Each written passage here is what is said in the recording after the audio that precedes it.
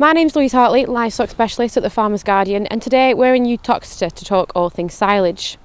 I'm going to be talking to Adam Clay, Ruminant Manager at Trow Nutrition GB, about the do's and don'ts of conserving, sampling and feeding out the silage. Typically on dairy units, conserved silage makes up a minimum of 50% of the overall diet.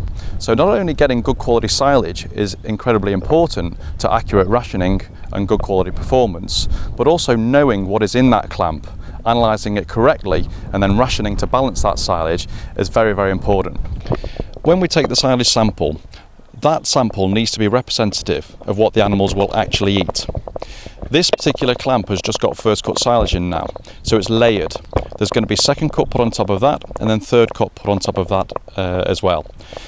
So when we take the analysis, we need to take into account all those different cuts because the face of the clamp changes considerably from one side to another and from the top to the bottom.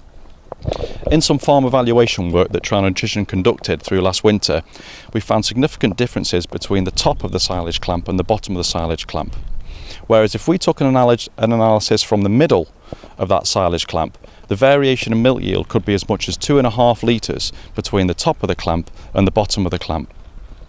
Typically, the bottom of the clamp is better quality in energy density and in dry matter. It's drier crop at the bottom of the clamp, and at the top of the clamp is typically lower energy density, a wetter part of the clamp, and also slightly higher pH, indicating less quality fermentation, poorer quality fermentation at the top. What's the most profitable half an hour that you spend on your dairy farm?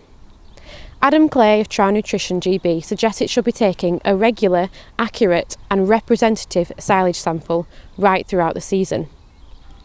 Forage makes up 50% of the dairy cow's diet, but do you know what you're feeding now and onwards? I need to dig into the face of the clamp with a screwdriver, a very important part of taking a silage sample, and I want to get in approximately 15 centimetres so I can take off any of the face silage from here that might have had some sort of surface runoff and some sort of degradation from fermentation. Then dig in, and then I'm going to take a handful of that and I'm going to put it in a bucket. And then I do that 9 times in a W shape across the face, and I mix all the silage together in the bucket so I can get a representative sample. This will then be mixing in silage from the top, middle, bottom and the sides. So if I mix it around all as well as I can on a clean surface on the face of the silage clamp if you want to do that, or ideally get a bucket. And then when I'm confident I've got a good mix, I'm going to halve it. I'm going to get rid of half of that and I'm going to mix it again. And then when I'm confident I've got a good mix there, I'm going to halve it again. And I'm going to take approximately 500 grams of that sample.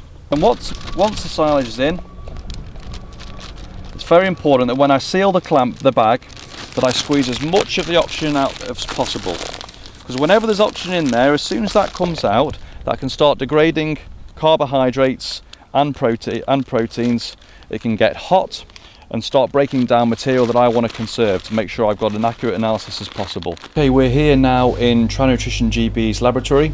Based in Ashbourne, we are the biggest forage laboratory in the country, and we're capable here of running over 350 up to 400 forage samples every single day. Samples typically arrive into the laboratory approximately 8 o'clock in the morning. At that point they're logged onto the system and then sent through to the NIR room, where they are prepared by a highly trained technician who will mix the sample in the bucket and get a homogeneous sample that is then packed into the NIR cell. That NIR cell then drops down and is scanned. That scan result passes through into the computer, which is compared against a calibration. Those calibrations are developed within the Trow Nutrition GB laboratory based on hundreds of samples sent in and compared against other laboratories and wet chemistry, which is also on site at Trow Nutrition Lab. So we've taken one from the top of the clamp and from the bottom of the clamp. Now this should be relatively consistent between the two because it's a first cut silage. Second cut and third cut are yet to come and they'll go on top. But we just wanted to see if there was any differences between the two samples. So on visual basis they look very, very similar between the two. It's a precision cut crop, so they should be relatively similar. When we ran the analysis through though, we expected some slight differences, and that's what we saw. They're relatively consistent because, as I say, it is a first cut and at the minute it's a low crop.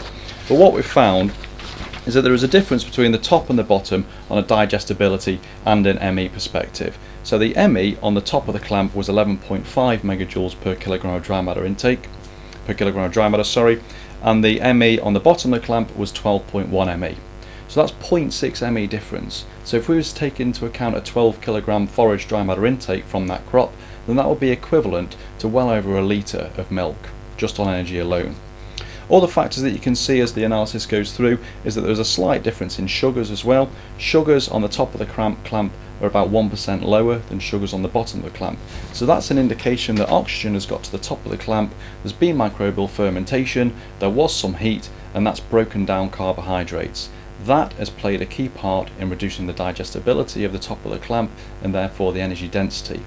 That will affect the cow in the energy quality of that forage that the cow is consuming, but also can affect the intake characteristics to the forage as well.